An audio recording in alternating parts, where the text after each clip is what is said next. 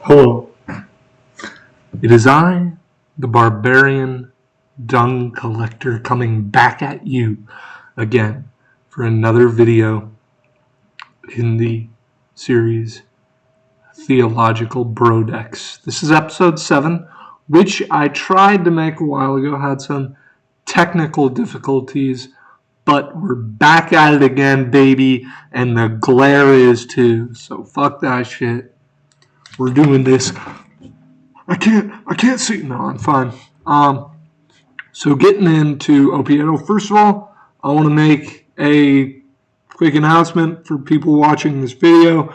The live stream schedule is a little weird. I had technical difficulties when putting the scheduled time, no matter what it says on there for you, 3 p.m. PST, 3 p.m. Pacific time on Wednesday. That is when the live stream is going to happen.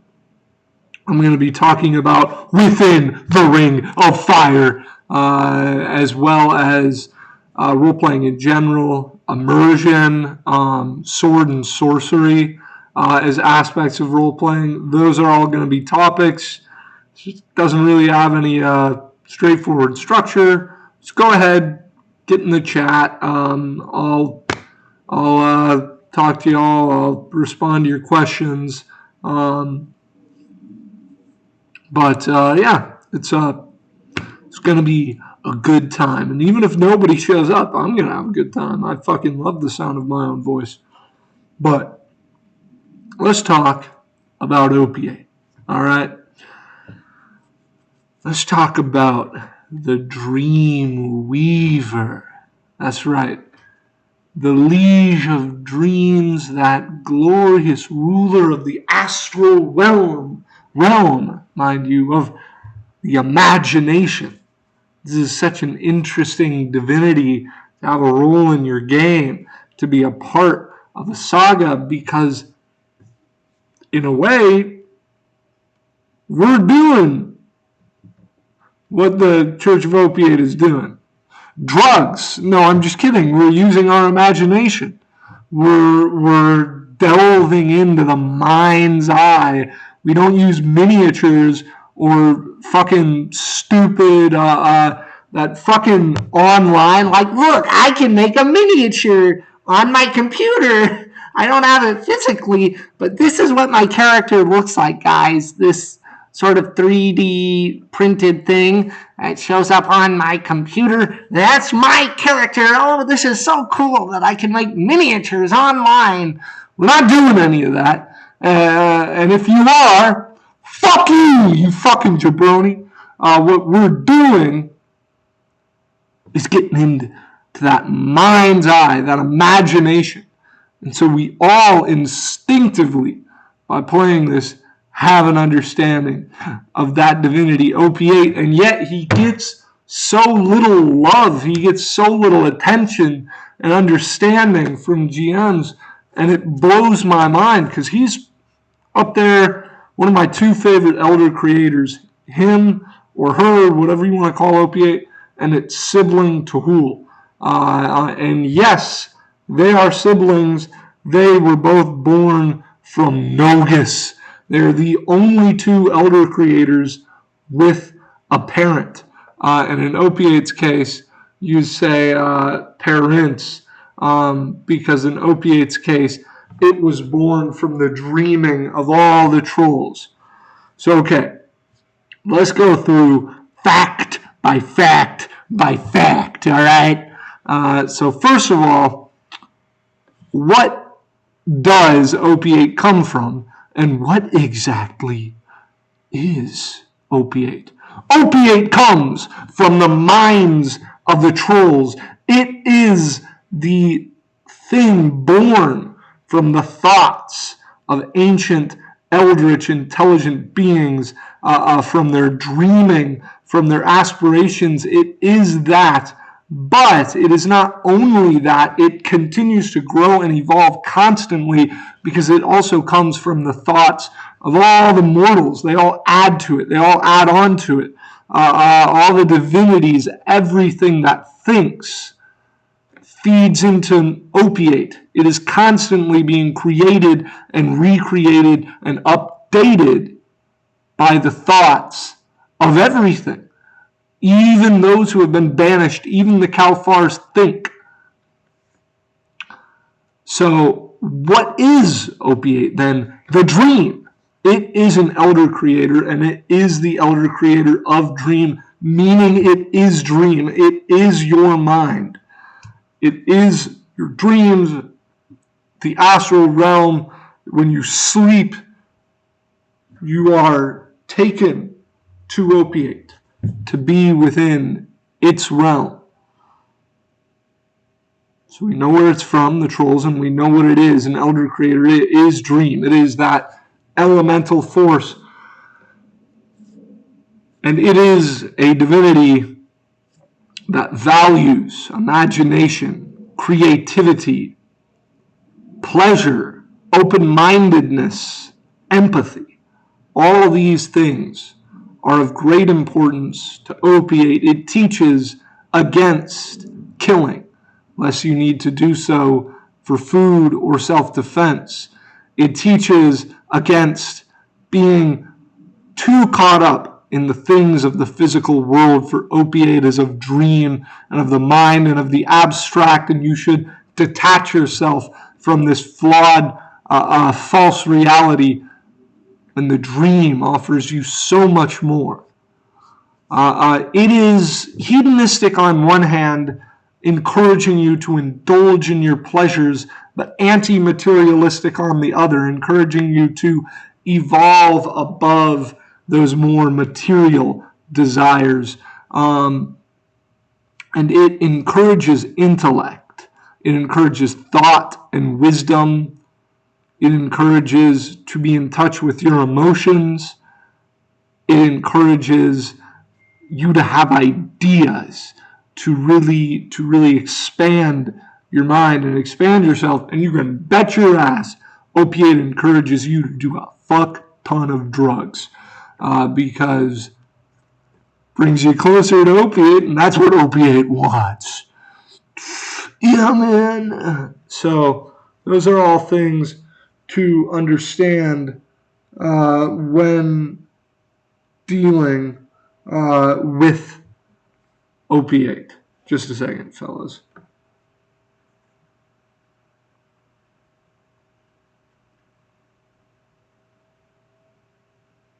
So that's something to understand with opiates. So now we've gotten through the facts. And yes, it is true, technically, that frankly, facts don't care about your feelings. But opiate does.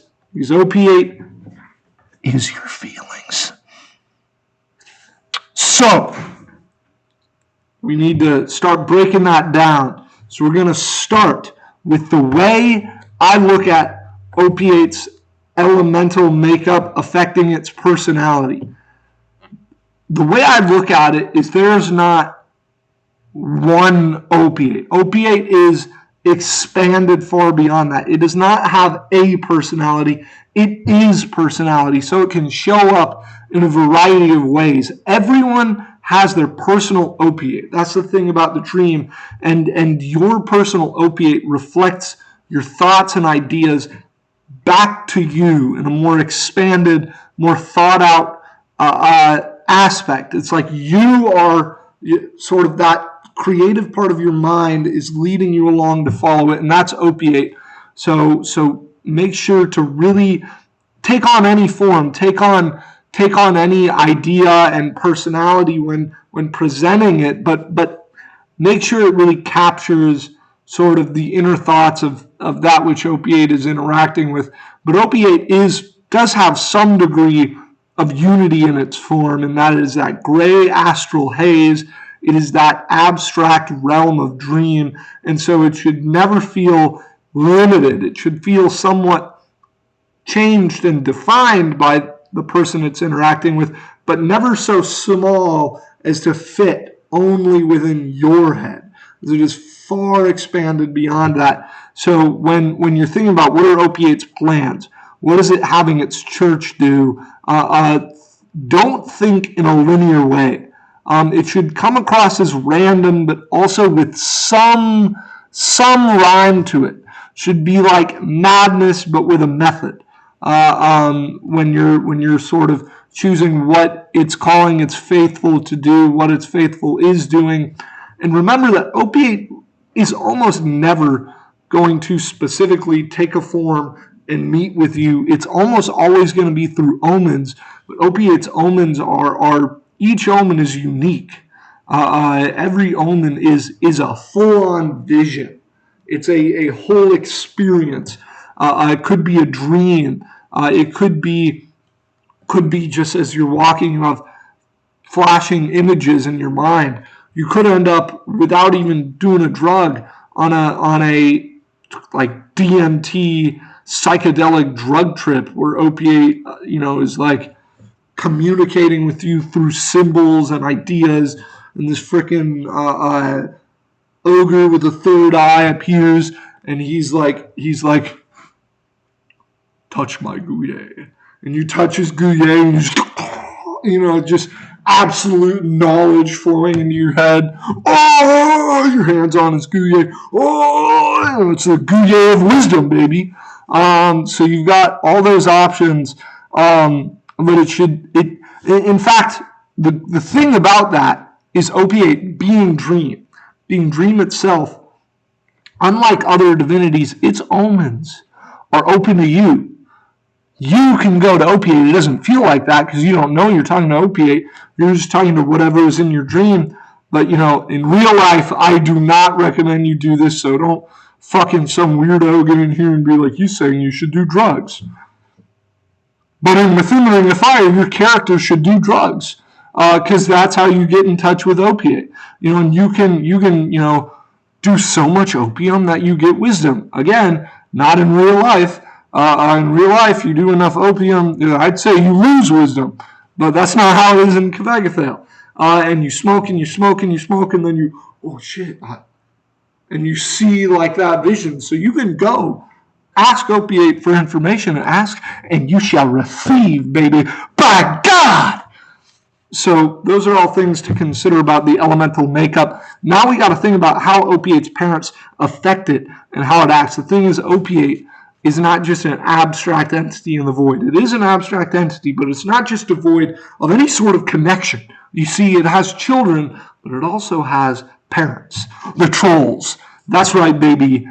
The trolls, their thoughts, their feelings, their mindsets created the original Opiate before it was unchanged by the minds of gods and mortals. It was the trolls who defined it.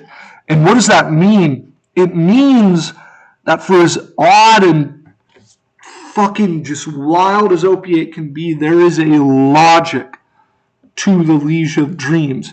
There is a structure and a meaning behind it. And that is all eldritch in the way that the trolls are. That's never something that players should understand. If you as the FT can, as like a human person, understand it, then you're doing it wrong. Then it's too simple. So I'm not saying, have a clear idea of the structure behind Opiate, but just give some hint of a structure behind it. Give some hint of an eldritch set of rules and laws that bind Opiate and make them seem contradictory or whatever, but have them be there. So what else? Another thing that's going to get called in here is what Opiate is the divinity of, and more importantly, what its sins and values are. Opiate does have sins. There are things you can do to anger Opiate. Not getting enough sleep. Not prioritizing your own pleasure. Killing needlessly.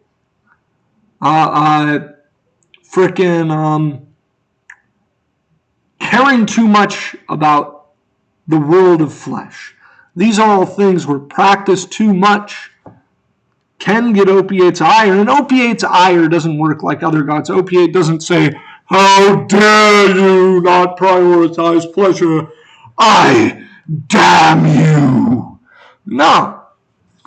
Opiate leaves. Opiate steps away from you, which having that creativity, that imagination step away from you and not care for you, having it not look upon you with any compassion when you suffer nightmares, having it not have that concern for you, because your mind can be a very dangerous place, and the dream can be a very dangerous place. And when you do not have that protection of opiate well in that realm, you are quite certainly in danger of madness, of suffering, maybe even death. So those are all things to sort of keep in mind there, So what about its agenda? This is a complicated question. Really, Opiate should have a lot of different goals, and many of them should be very inscrutable, to the point where even the FT can't really give a totally straight answer about what a lot of them are, because the thing is, many of them contradict. But there is one big goal that's going to be present anytime Opiate interacts with mortals, and that is in its church, and it is very much the agenda. Get the dreamlands to the point where they no longer need the fleshlands and can exist entirely independently. Opiate, people oftentimes overdo it and make it like almost Opiate's Armenian. Opiate doesn't want to destroy the world. It just doesn't give a fuck. And certainly right now, it would not want the fleshlands to be destroyed, because then so would the dreamlands. But what it wants is to completely detach the dreamlands from the fleshlands, and at that point, the fleshlands can eat a dick, for all Opiate cares. Once the dreamlands are their own realm, unbound by flesh and material concerns. And so there is going to be that guiding of people stepping away from this fleshly reality when Opiate communicates with mortals through omens, or through the rare occasion where it will be somewhat direct in some way. But always remember, it is possessed of great wisdom, and Opiate never sort of just pushes people along. There's always some knowledge offered as well. So when bringing it into your games, really make sure to really factor that in the way it communicates. Now, we'll talk background force, protagonist, and antagonist. I think Opiate works fantastically well as a background force, as just something you can find, this temple, this church, these people preaching this word with this spiritual power in nearly any community, and sort of just being something there might be a good place to put someone who can provide the players some sort of direction. You go in and someone can provide these dream visions, and that allows the story to kind of go this way or whatever. Or you can have sort of just, it'd be a really good set piece where it's like, we're having this meeting outside the Temple of Opiate because we know they're not going to talk. We know they don't give a shit. They're all sleeping there, and we can just say we're at the Temple of Opiate, and we'll go in and we'll give them a tithe. So you can use it for all sorts of cool things, background force-wise there. Protagonist, Opiate makes a great protagonist for Fae, and for that sort of thing is this powerful divinity who can bring them together, as churches of Opiate often include Phrygians, Mihangis, ogres, sprites, satyrs, and kitsunes, all coming together, baby. Even some Balban Shi in there, just all, it's, Opiate's church is one of the closest things you'll find in Kvagathel to the Get Along Gang, because they're all high. They're all high. And so they get along better because the more drugs you do, the better you get along with other people doing drugs. Again, I don't condone doing drugs. I'm just saying, if you wanted to have fun, it might be a good idea. I don't condone it, think they're bad. You shouldn't do them. But if you want to have fun, they're a good idea. I'm kidding around. But anyway, that's certainly the mindset of a follower of Opiate. And so they get along in those temples, and they have that closeness. And what you can have is they can be threatened by, right, King Bram come to take his due, or fucking that damn Pharaoh ruler who gonna come here and he's sick of all this opium in his town, all these goddamn drugs, tearing apart Pharaoh families. Fuck you, Opiate, you son of a bitch. They're coming in, causing trouble, and these opiations are just peaceful hippies, and you can sort of step in and you can step up, and it can be a sort of protecting them and working with them, and Opiate can be guiding you, even if it's not the centerpiece of the story. It can be a protagonist who guides its followers, who reveals itself to the Fae, and even to non-Fae, and even the followers of its children, revealing itself through omens to a Dazazayan or an Ajuran or a Mulite, speaking to them through dreams and giving them aid and guidance.